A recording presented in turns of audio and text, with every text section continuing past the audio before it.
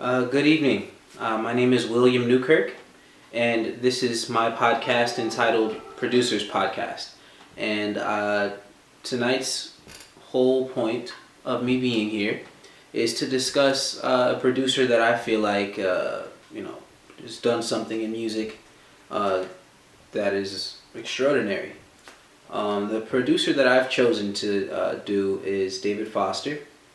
Initially, I didn't know who David Foster was or why his name was on the list of producers for me to do a homework on.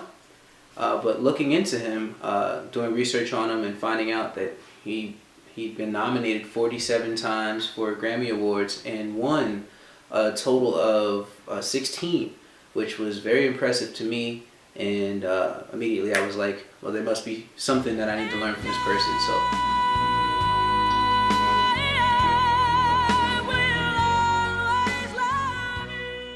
Primarily, there are three types of producers. There's the songwriting producer, the engineering producer, and then the musician producer. David Foster falls in line between all three of them, in my opinion. In 1972, he got his start in music, basically. In 1972, as a key player, piano player for a Canadian band named Skylark. From there, his main focus was primarily arrangement and composition for bands such as Earth, Wind & Fire, singers such as Donna Summers, Diana Ross, like really big names back in the early 80s and late 70s. It was in 1979 when David Foster won his very first Grammy Award.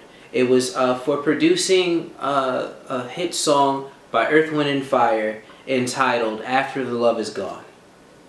After the 70s is over, David Foster takes the 80s by storm, winning throughout the entire decade a huge plethora of Grammy Awards. Mr. Foster starts off the 90s properly in 1991, winning 3 Grammys, which included him being titled with the title of Producer of the Year that year. In 93, David Foster took home 4 Grammys. And that included Producer of the Year as well as Record of the Year for Whitney Houston's execution of the song I'll Always Love You. So we have Mr. Foster going throughout the 80s, 90s, and working with some of the biggest names in music, arranging for the likes of Whitney Houston, Earth, Wind & Fire, Celine Dion, all names that we can all know and that we've all heard before. But what's great to me about David Foster is that he finds ways to stay relevant in the industry. And even in 2007, Michael Foster took away a Grammy for Michael Bublé's album. The Grammy was for Best Traditional Pop Album, which goes to show you that he's able to arrange and produce for a plethora of different genres, whether it be his starting with his first genre of rock, going through building of ballads and production of R&B, and going into like I said, staying relevant, which I think is something that isn't easy.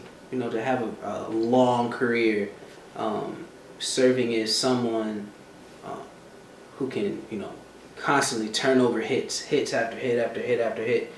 So much so that he's entitled the Hitman. He has a famous show called David Foster and Friends, and I think it goes to show you the amount of work ethic that goes into it, but also how important networking really is. I think David Foster's career sort of is parallel to his ability to network properly and stay relevant with the proper acts and constantly keeping the work in his back pocket. Overall, I really think David Foster is one of, if not one of the best producers of our time.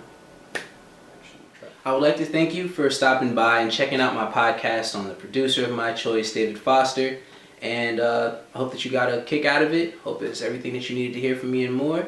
And have a great day. Once again, I'm William Newkirk, and I'll see you later.